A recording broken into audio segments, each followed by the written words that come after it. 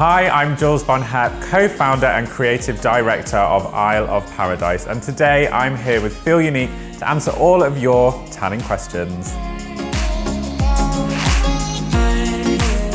The difference between a spray tan and a DIY home tan. Well, with a spray tan you would usually have me with you in the bathroom, but sadly if you're doing a DIY, that can't be the case, but that doesn't mean to say you can't have fun. A DIY tan means that you are in control. It means that you can get incredible, flawless results while you're tanning.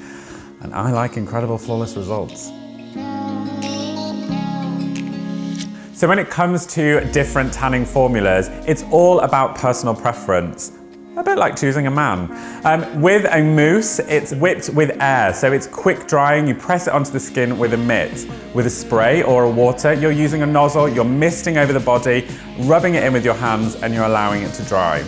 With drops, you're adding this into your moisturizer, so you're turning your moisturizer into a tanner. I know, I can't believe it either. So when it comes to shade picking, you've got three options. You've got light, you've got medium, and you've got dark. If you want sun-kissed, choose light. If you want golden, choose medium. And if you want a super bronze, choose dark.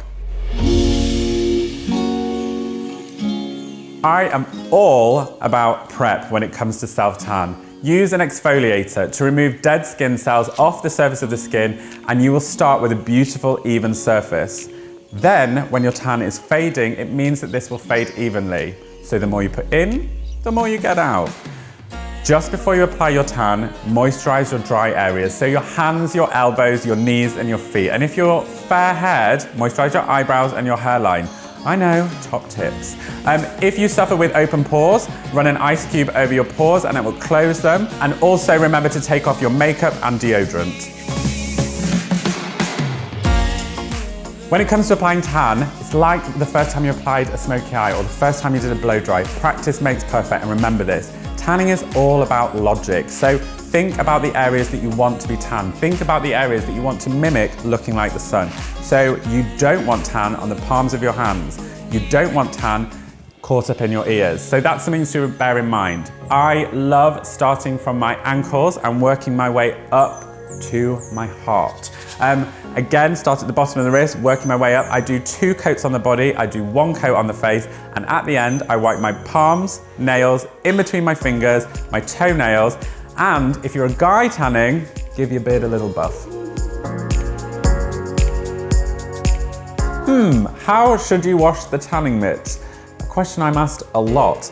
This is on your personal preference. I wash mine after 4 applications, but if you don't want to, that's up to you.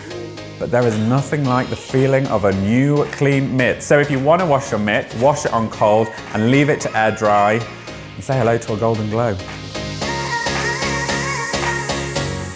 When it comes to drying, use your senses. So wait until you're touch dry. You will know when you're dry when you're not feeling sticky. If you are impatient, use a hairdryer, put it on cool, run it over the body and speed up the drying process. On average, I would say 2 to 3 minutes and you will be touch dry. What to wear after, you say? Oh, I love talking tanning wardrobes. Things like jumpsuits, pajamas, maxi dresses, skirts, they are all great. Do not wear leggings, tights or skinny jeans. Repeat after me, I will not wear leggings, tights or skinny jeans. Transfer on bed sheets. Believe me, this is something I know about, and I have just discovered a whole world of white bed linen, and I am not gonna get it stained. I literally sit and make sure I am fully dry. I tan 3 hours before I go to bed, and I sleep in pajamas, and believe me, no transfer. By using the Isle of Paradise, our products are formulated for face and body. I know, right? If you are prone to breakouts, if you are prone to blocked pores, make sure you splash your face with cold water prior to tanning and don't use a product with guide colour in because that is what sinks into the pores. So choose something like this, a tanning water, spray it onto the face, no blocked pores. Okay, there's some really cute tips here. A key one is don't have really hot showers. Hot showers make a tan fade, as does alcohol. The The more you drink, the more dehydrated your skin, so the more quicker it will fade. If you're going on holiday, don't drink on the plane if you've had a spray tan before because it will fade quicker. Also, saunas, steam rooms, and hot baths will encourage a tan to fade. So just literally let it bed in and enjoy that golden glow. Think of it like a week off.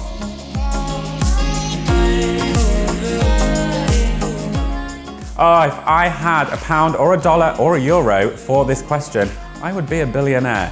No, tanning from the sun is different from using self-tan. Self-tan reacts with your amino acids. It dyes the top layer of your skin. Tanning from the sun is all about UVA and UVB rays, which reacts with your melanin. It is so crucial that you use a high factor SPF when you go on holiday because you've got to protect yourself from the sun. By using self-tan, this is a safe way from achieving that golden glow. Yes, chlorine and salt water will encourage your tan to fade. However, it's not all doom and gloom. Take away a gradual tan with you on holiday, and after you've been swimming, after you've been in the sea, apply before you go to bed, and it will keep your self-tan topped up. Yes, I like to call it a midweek boost. If you have applied a self-tan on Thursday, for example, when it gets to Tuesday or Wednesday, say hello to Happy. This is a gradual tan that is rich in aloe vera, so it's going to soothe your skin, but it's also going to lift your colour. And that way you're not oversaturating your skin in self-tan, and you're conditioning it with a bit of gradual tan.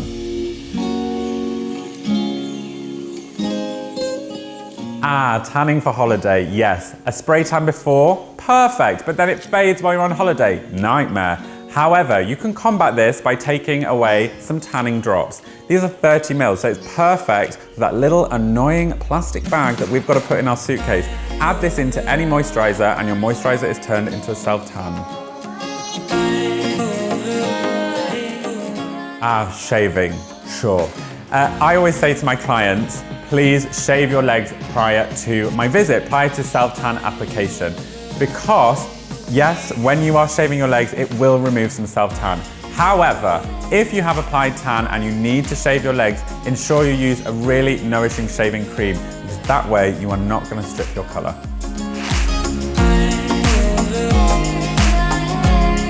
This all depends on what is in your skincare and also which skincare products you're using. The tan on the face tends to fade quicker than the rest of the body because we have loads of expression. Also, if you're using toners, if you're using cleansers, if you're using any retinol, or if you're using AHAs, this will strip self-tan quicker. But that's okay, that's not an issue. You just need to top your tan up every 2 days and you will maintain golden glows. When you apply self-tan, make sure your hands are moisturized prior to application. The moisturizer acts as a barrier. After you've applied your self-tan, directly after, don't go to sleep, use micellar water with a wipe, run it over your hands, and that will strip off the tan. An exfoliating soap in the bathroom also helps for this.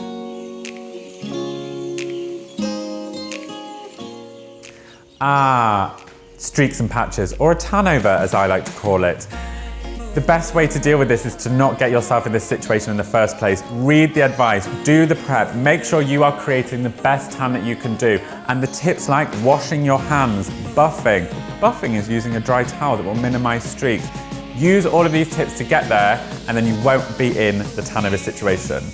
However, if you are in this situation, I like to go over the streaked area again with another application of tan and it will blend and buff and hide the mistake.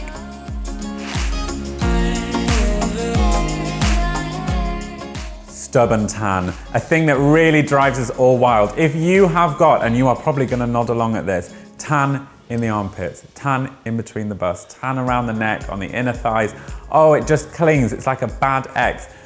You need a tan remover. Hello to you, Isle of Paradise, glycolic and micellar water. You spray this on, stubborn tan, leave it for 5 minutes, work it up into a lather, and then you take an exfoliating mitt and whip it all off. Yes. Oh, thank you for having me, Feelunique. I hope you have enjoyed these tanning questions. If you have any more questions, and if maybe you think, you know what, I need him to answer something, put it in the box below, and I'll come back and I will answer it for you. I am Jules Von Hep, co-founder and creative director of Isle of Paradise, which is now available on Feelunique. Happy tanning.